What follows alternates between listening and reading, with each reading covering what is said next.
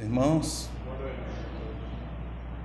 que Jesus nos abençoe o encontro fraterno, para que possamos aqui, de alguma forma, recebermos desses irmãos que nos acompanham nesta casa, os bons espíritos que se interessam pelo nosso progresso moral e espiritual, tudo que nós necessitamos em termos de esclarecimento, de consolação, porque é isso que uma casa espírita oferece. Todos nós somos necessitados diante de Jesus, afirma Emmanuel. Todos nós. Antes de iniciar com o tema, gostaria de falar um pouquinho da primeira união regional, já que não vim aqui pela primeira união regional, mas o Jorge conversando, já é bom falar sobre a URI. A primeira união regional, ela é a presença da Federação Espírita Catarinense numa determinada região. Nós somos a primeira união regional, que circunscreve territorialmente a ilha de Santa Catarina, que tem por objetivo congregar as casas espíritas a ela afiliadas, à federação, e promover o trabalho de divulgação da doutrina espírita, o encontro fraterno dos seus trabalhadores, promover também a capacitação dos trabalhadores, os eventos, como muitos de vocês provavelmente já participaram e conhecem. Só que é um trabalho de formiguinha, onde necessita de todos nós. A equipe hoje conta em torno de 20 pessoas, que são todos trabalhadores de casas espíritas, mas a seara é grande, o trabalho é imenso e cada vez mais precisamos de trabalhadores que estejam dispostos a trabalhar para a promoção da doutrina espírita na terra do Cruzeiro, o nosso país tão necessitado. Sem os trabalhadores, essa doutrina espírita ela não consegue ser espalhada pelos quatro cantos, como a gente fala, né, da terra. Há muitas regiões sem doutrina espírita. Nós somos minoria ainda, somos um pouquinho diante de todos os nossos irmãos católicos, protestantes, budistas, enfim, somos ainda muito poucos a trabalhar nessa doutrina consoladora. É necessário que nós, além de frequentarmos a casa espírita, e se por essa doutrina, compreendermos o seu papel, não só na nossa vida, mas o papel de transformação da humanidade, a que ela se propõe, ela precisa de trabalhadores. E esse é o convite que nós fazemos a todos os trabalhadores das casas espíritas, que se juntem a esse trabalho federativo, aquilo que nós chamamos de movimento espírita, que somos todos nós, mas que somos muito poucos trabalhando em nome dessa doutrina. Estão todos convidados. O Jorge nos conhece o trabalho, né? E também a primeira união regional mantém um site, ali estão todas as informações, em que qualquer um dos meus irmãos querendo se aproximar para esse trabalho, e há trabalho para todos, por favor, estamos precisando de ajuda. Meus irmãos, quando o Jorge fez esse convite para vir aqui, pela primeira vez, do irmão Erasto, e muito nervoso, né, para falar sobre a doutrina espírita, porque por mais que a gente tenha tempo de casa espírita, não necessariamente a gente tem, ou já conquistou, todas as potencialidades, ou todo o conhecimento necessário para assumir uma tribuna e falar em nome da doutrina espírita. Mas a gente aceita por muita gratidão que nós temos essa querida doutrina, que tanto bem nos tem feito a nossa vida pessoal, a nossa vida em família, ao comportamento na sociedade. Embora todas as dificuldades que nós temos, a gente aceita, porque é preciso aceitar. É preciso falar em nome de Jesus. É preciso falar do Evangelho. O momento precisa, o mundo precisa, a nossa família precisa. E nós, que já nos deixamos contaminar, né, por essa doutrina maravilhosa, onde ela já penetrou em nossos corações, temos esse dever moral, embora com todas as dificuldades que nós temos, não podemos nos negar a falar em nome dessa doutrina, em promover o Evangelho. E eu escolhi esse tema, o Centro Espírita e Nós, era o Centro Espírita Escola de Almas, mas a minha abordagem depois, dentro de um texto do Bezerra de Menezes, eu vim mudar e é o Centro Espírita e Nós, que vai falar um pouquinho de nós, do nosso comportamento, do que significa a casa espírita para nós, né? Recentemente eu li um livro do Bezerra de Menezes, já é antiguinho, mas eu não tinha lido, chamado Dramas da Obsessão. Esse livro ele foi psicografado pela saudosa médium Ivone do Amaral Pereira, né, que talvez muitos já tenham lido as suas obras, uma médium de um potencial extraordinário, com obras, grandes obras editadas pela Federação Espírita Brasileira, de conhecimento público, mas principalmente pela sua pureza doutrinária, pelo seu compromisso doutrinário, pelo seu compromisso com Allan Kardec. Então, as obras psicografadas por Ivone do Amaral Pereira são obras seguras do ponto de vista doutrinário. Por ela psicografaram Bezerra de Menezes e tantos outros espíritos de escola que têm nos orientado o movimento espírita e que trazem mensagens pela sua psicografia maravilhosas.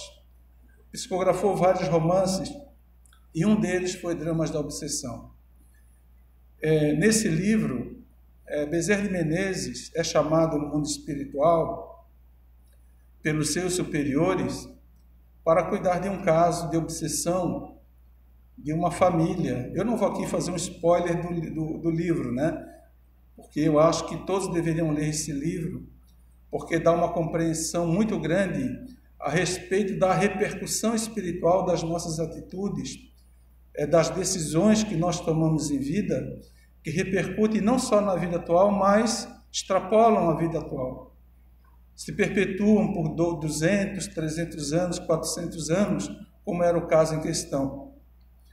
E onde Bezerra de Menezes, para poder ajudar um grupo que estava obsediando uma família, levando vários membros da família ao suicídio, usa como único recurso para ajudar aquele grupo de obsessores e conta toda a história de por que eles se tornaram obsessores. É um livro muito bonito. E o único recurso que ele encontra para poder ajudar aquele grupo, que há 400 anos vinham se obsediando, era trazer aquele grupo de obsessores a uma reunião mediúnica. E dentro do livro há uma página importantíssima a respeito sobre a nossa responsabilidade para com o ambiente espiritual da casa espírita. Via de regra, meus irmãos, se a gente olharmos para nós mesmos e pegarmos o início da nossa caminhada dentro do espiritismo, grande parte de nós chegou a uma casa espírita em necessidade, com sofrimentos, sejam eles físicos ou morais. Alguns tiveram, né, a sorte, não é sorte, mas de conhecer a doutrina espírita, que já nasceram dentro de uma família espírita. Mas não é o caso da maioria. A maioria de nós chega pela dor, chega pelo sofrimento. E em grande parte esses sofrimentos são morais. Os espíritos, lá em O Livro dos Espíritos, quando falam sobre a volta do espírito ao mundo dos encarnados, aqueles momentos que antecedem a reencarnação do espírito, a preparação do espírito para a reencarnação, Allan Kardec formula algumas questões que é importante a gente lembrar. Porque a reencarnação, a necessidade dela, está bem esclarecido na questão 132 do Livro dos Espíritos, onde a gente vai ver ali do porquê que Deus nos cria ignorantes, que nos cria desde o início na ignorância, mas destinados a caminhar para Deus, destinados à angelitude, à plenitude para com Deus. é porque nós temos, durante o processo da nossa trajetória evolutiva, também desempenhar um papel na criação. Desempenhar um papel na criação de Deus. Se repararmos ao nosso lado, no mundo em que nós estamos hoje habitando, nada está pronto. Muito certa a colocação de André Luiz, no seu livro, quando ele diz que nós somos co-criadores com Deus. O homem é co-criador com Deus. O homem também cria, transforma. Então, Deus que nos criou para a perfectibilidade, mas ainda na ignorância, nessa trajetória nós vamos adquirindo, nos esmerilhando nas nossas impurezas espirituais, mas destinados a alcançar essa perfeição. Perfeição relativa a Deus, mas nessa trajetória, cumprindo a nossa missão, transformando o mundo em que nós estamos vivendo, transformando ao nosso redor, influenciando aqueles que conosco convivem. Mas reencarnar é uma opção que o espírito, muitas vezes no plano espiritual, ele fica relegando para um segundo momento, né? E muitos até explicam a Allan Kardec, muitos se acovardam diante da aproximação da reencarnação.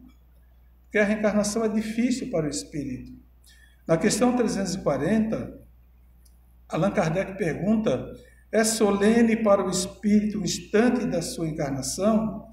Pratica ele esse ato considerando-o sério e importante? Ao que eles respondem: procede como viajante que embarca para uma travessia perigosa e que não sabe se encontrará ou não a morte nas ondas que se decide afrontar. Então, essa é a maior angústia para o espírito que está encarnando. É não saber se, ao reencarnar, ao se comprometer no mundo espiritual, com todas as provas a que teria que enfrentar na vida, se conseguirá dar conta, se conseguirá enfrentar e vencer as suas provas ou as suas expiações. Então é um momento de muita angústia para o espírito. E ele continua perguntando na 341, na incerteza em que se vê quanto à eventualidade do seu triunfo nas provas que vai suportar na vida, tem o espírito uma causa de ansiedade antes da sua encarnação? E de ansiedade, e essa ansiedade é bem grande, respondem os espíritos, pois que as provas da sua existência o retardarão ou farão avançar conforme a suporte.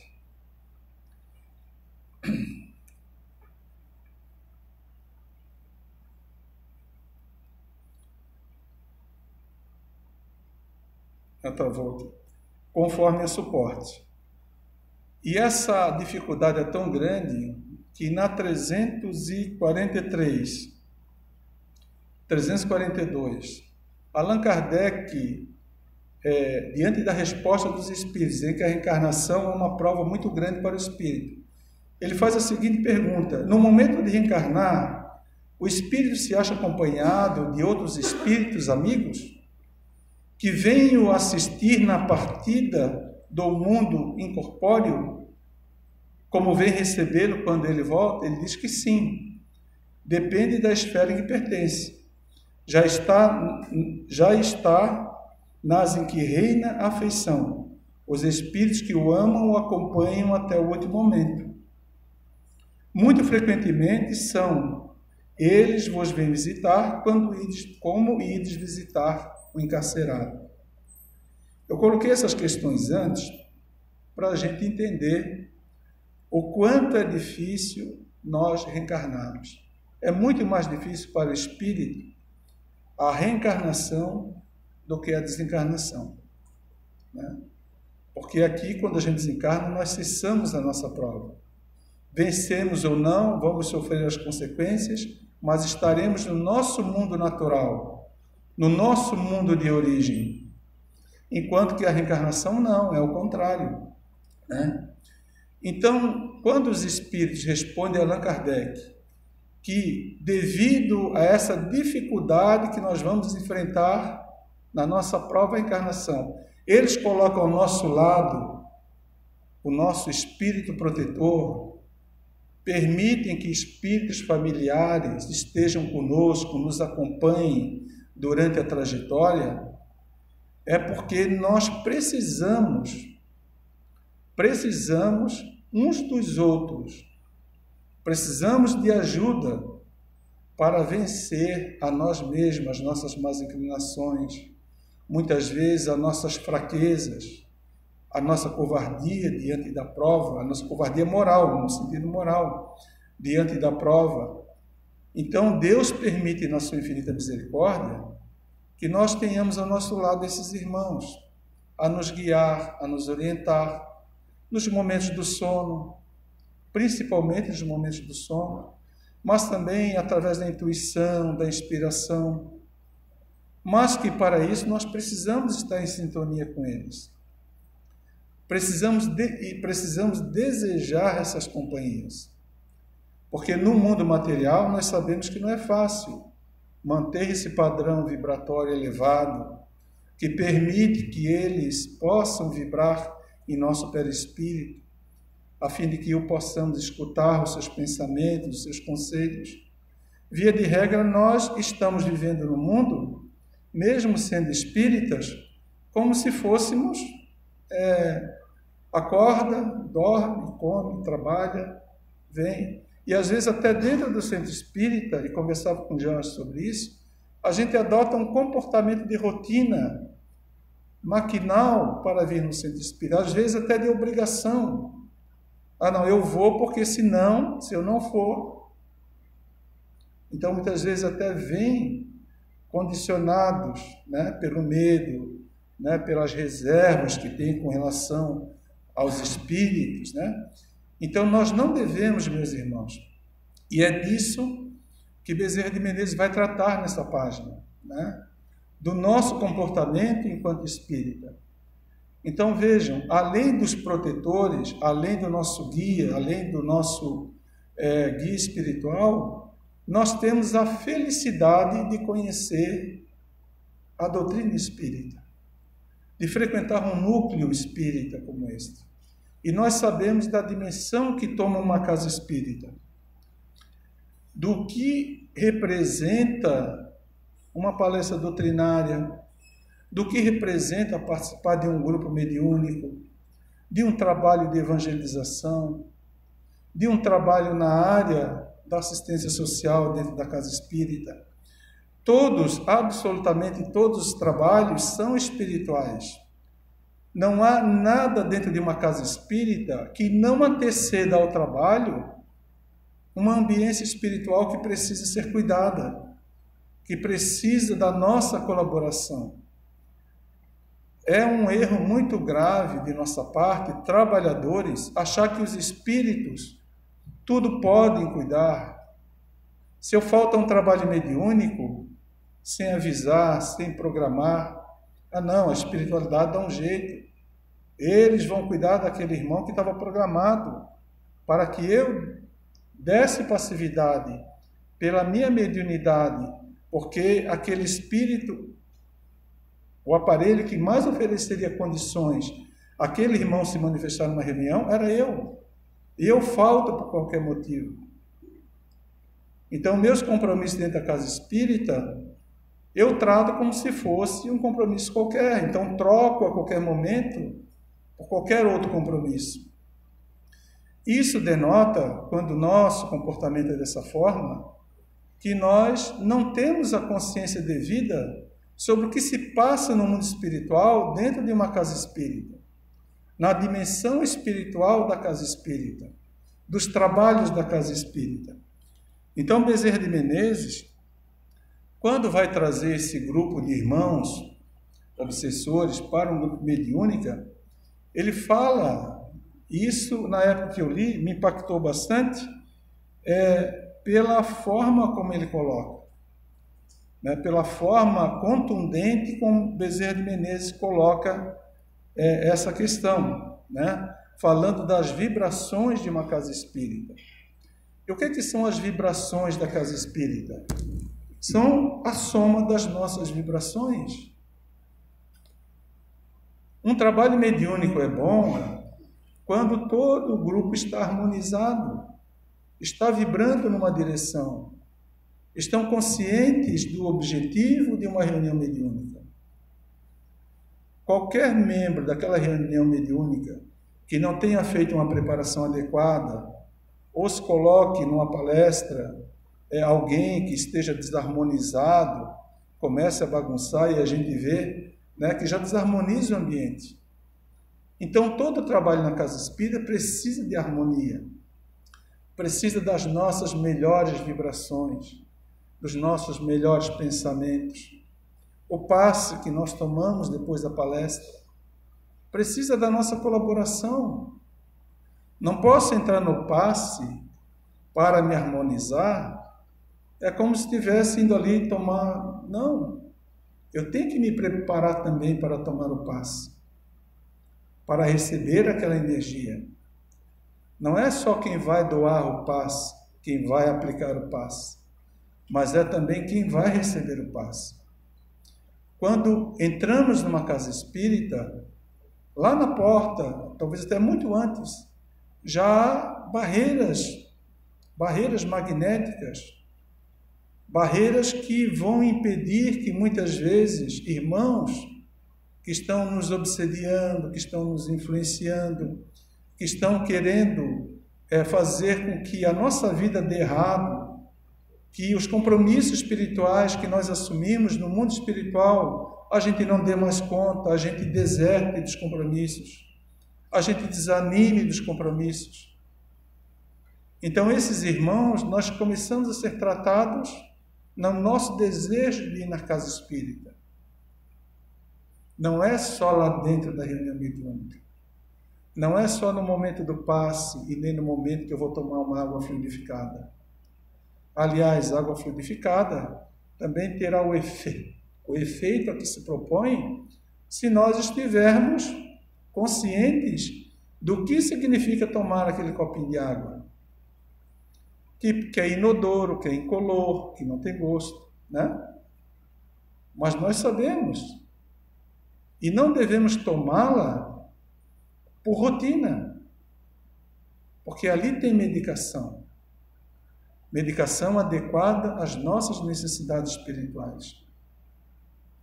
Não devemos tomá-la como se fosse uma água da torneira, mas tomar com fé, sabendo que sim, ali está energizada, aquela água está potencializada às nossas necessidades, ao nosso reequilíbrio orgânico espiritual. Então, a nossa condição que é muito mais importante, é a nossa condição espiritual, mental, quando nós chegamos no centro espírita, que vai ditar os benefícios que eu posso receber nessa casa. Claro que a casa tem que estar organizada, tem que estar bem, os trabalhadores conscientes dos seus compromissos, das suas atividades, mas, em grande parte, é nossa responsabilidade. Nós, frequentadores, todos nós temos essa responsabilidade. E Bezerra de Menezes, então, voltando aqui, ele vai falar dessa reunião. E ele vai dizer o seguinte: as vibrações disseminadas pelos ambientes de um centro espírita, pelos cuidados dos seus tutelares invisíveis, os fluidos úteis necessários aos variados, quão delicados trabalhos que ali se devem processar, desde a cura de enfermos até a conversão de entidades desencarnadas sofredoras, e até mesmo a oratória inspirada pelos instrutores espirituais, são elementos essenciais, mesmo indispensáveis, a certa série de exposições movidas pelos obreiros da imortalidade a serviço da terceira revelação. Então ele já fala aqui das nossas vibrações, as vibrações da casa espírita. Aí ele continua: essas vibrações, esses fluidos especializados, muito sutis e sensíveis. Sutis e sensíveis ao quê? Ao nosso pensamento. Ao nosso pensamento. Hão de conservar-se imaculados, portanto, intactas, as virtudes que lhes são naturais e indispensáveis no desenrolar dos trabalhos. Porque, assim não sendo, se mesclarão de impurezas prejudiciais aos mesmos trabalhos, por anularem as suas profundas possibilidades. Compreende a nossa responsabilidade? Eu fiquei impactado com isso quando eu li. Porque é o nosso pensamento que dita essa harmonia do ambiente, a minha harmonia íntima, aquilo que eu desejo vir buscar no centro espírita. Eu não posso, meus irmãos, agora por dentro da doutrina espírita, conhecendo esse Consolador, essa doutrina tão esclarecedora, mas acima de tudo libertadora, adotar comportamentos de frequentar uma casa espírita como eu frequentava antigamente outro templo,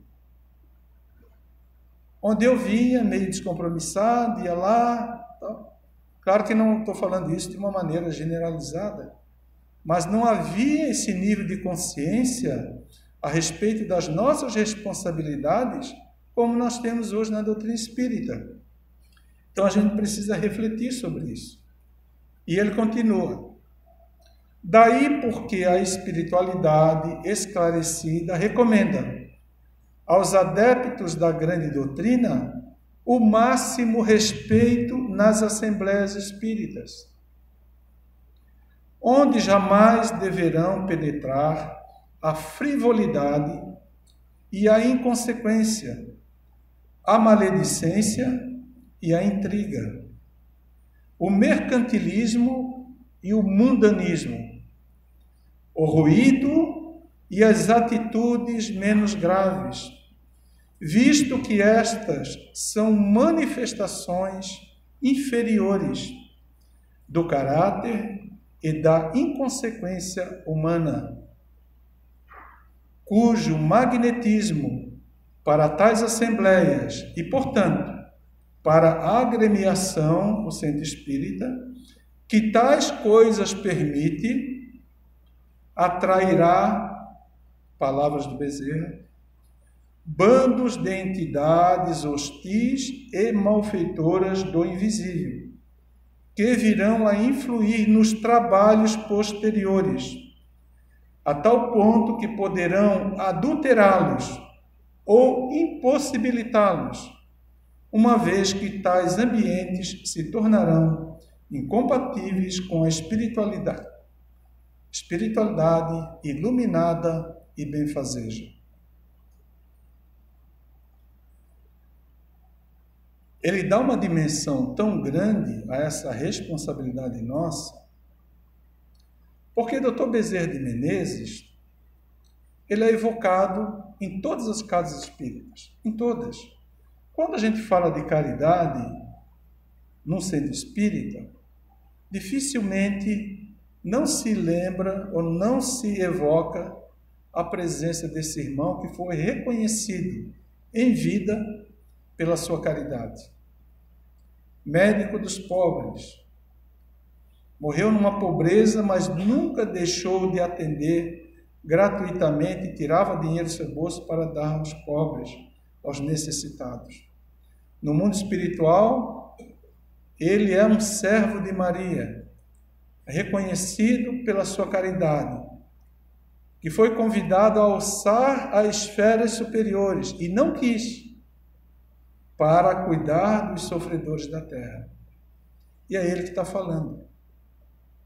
Não é o pobre Sérgio aqui necessitado, é Dr. Bezerra de Menezes. Então, aqueles que o evocam nas suas orações, que o chamam nas suas reuniões mediúnicas, que pedem a sua presença na casa espírita, devem honrá-lo em adotando naquela instituição, nas instituições espíritas, o caráter grave de que se reveste as reuniões que nós frequentamos, sejam elas quais forem. Pode ser um brechó. Tem que abrir uma prece, tem que cuidar do ambiente espiritual, porque tudo numa casa espírita antecede e precisa ser cuidado dessa ambiência espiritual, que é de nossa responsabilidade. E ele continua nesse texto: um centro espírita, onde as vibrações dos seus frequentadores, encarnados ou desencarnados, irradiem de mentes respeitosas, de corações fervorosos, de aspirações elevadas, onde a palavra emitida jamais se desloque para futilidades e depreciações, onde, em vez do gargalhar divertido, se pratique a prece, em vez do estrépito de aclamações e louvores indébitos, se emitam forças telepáticas à procura de inspirações felizes. Nós não podemos tudo dentro de uma casa espírita, meus irmãos. Uma coisa é o nosso lar, é o nosso ambiente de trabalho, é uma reunião de amigos, outra coisa é o centro espírita. Muitos de nós adotam comportamentos dentro de uma casa espírita que não adotaríamos em outra religião, porque seríamos chamados a atenção, porque o ambiente ele não é permitido determinados comportamentos, mas a doutrina espírita que prega sobretudo e nos entrega essa liberdade de agir, também nos pede responsabilidade, nos pede essa seriedade e ir a um centro espírita sabendo que lá é um ambiente espiritual, que a minha ambiência espiritual, essa ambiência que me cerca, também influencia no ambiente da casa espírita. Não precisamos ser perfeitos. Frequentar um centro espírita não precisa ser santo, não precisa ser perfeito, absolutamente. Mas ao momento em que nós nos tornamos trabalhadores da casa, porque geralmente quem cria problema dentro do centro espírita são os trabalhadores, não são frequentadores. Mas pela nossa incoerência, muitas vezes pelo nosso comportamento desviado de uma conduta, né, que nos pede a doutrina espírita mais adequada, né?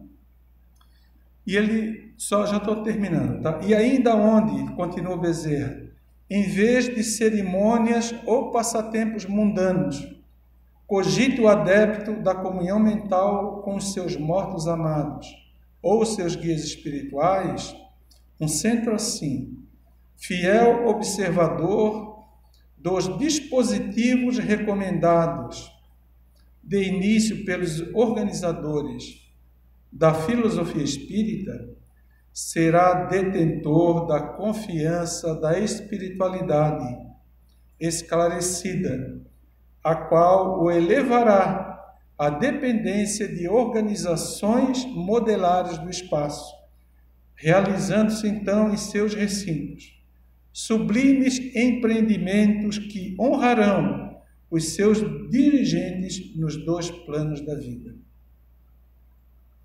Então vejam a diferença de ambiente.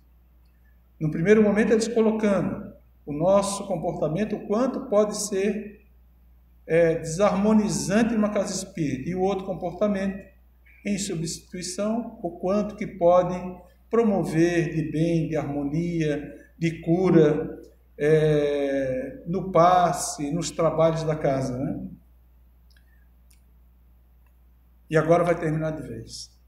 Somente esses, portanto, aqueles que assim se conduzem, serão registrados no além-túmulo como casas beneficentes ou templos do amor e da fraternidade, abalizados para as melindrosas experiências espíritas, porque os demais, ou seja, aqueles que se desviam para normas ou práticas extravagantes ou inapropriadas, serão no espaço considerados, palavras do Bezerra de Menezes, meros clubes onde se aglomeram aprendizes do Espiritismo em horas de lazer.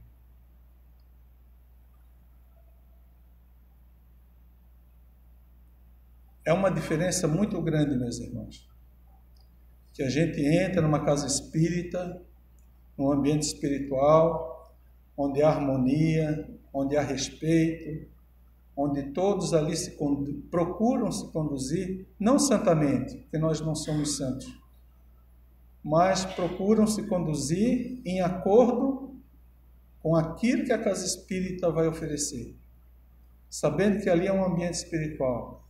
Esses irmãos, quando encontram em nós essa disposição em nos harmonizarmos, em colaborar com eles, eles farão trabalhos maravilhosos dentro de uma casa espírita. Receberemos, seja no passe, na água fluidificada, nos trabalhos em que iremos atender os nossos irmãos, mais especificamente nos trabalhos voltados à harmonia, né, da saúde física, da saúde espiritual, poderemos ali receber verdadeiras transformações, né? Mas é necessário que nós estejamos conscientes dessas responsabilidades que nos cabe também. Não esperemos milagres na casa espírita, porque os espíritos não fazem milagre. Mas se nós permitirmos, se nós adotarmos essa conduta a que se refere Bezerra de Menezes, eles poderão muito em nome de Deus, em nome de Jesus. Não serão poucos aqueles que receberão a consolação dentro do centro espírita. Não serão poucos aqueles que secarão suas lágrimas, que sairão aliviados em suas dores, confortados, esperançados em dias melhores. Mas para isso nós precisamos ajudar. Se nós não quisermos, ninguém nos ajuda. Nenhum espírito pode nos ajudar se nós adotarmos postura, seja na vida lá fora ou dentro da casa espírita, em que a gente não se ajude, em que a gente não ofereça a eles as condições necessárias para que eles nos ajudem. Então, meus irmãos, essa reflexão eu trouxe, né? Porque me pareceu oportuna falar sobre esse tema. Temos lembrado sempre nas nossas reuniões, na União Regional, da necessidade, porque ao contato com as outras casas espíritas e no movimento espírita, a gente percebe essas dificuldades dos presidentes das casas reclamando da falta de comprometimento, às vezes dos trabalhadores. E não é trabalhador novo, trabalhadores às vezes de anos dentro de uma casa espírita, às vezes criando dificuldades, né? Muitas vezes por falta de vigilância, por falta de uma conduta adequada a um trabalho espírita, a uma conduta espírita, né? Então, esses irmãos estarão sempre ao nosso lado, mas é necessário que a gente faça a nossa parte. Eu agradeço à casa pelo convite, né? Por nos permitir aqui, embora com todas as nossas dificuldades, as nossas lutas íntimas, vir falar, né, pela doutrina espírita.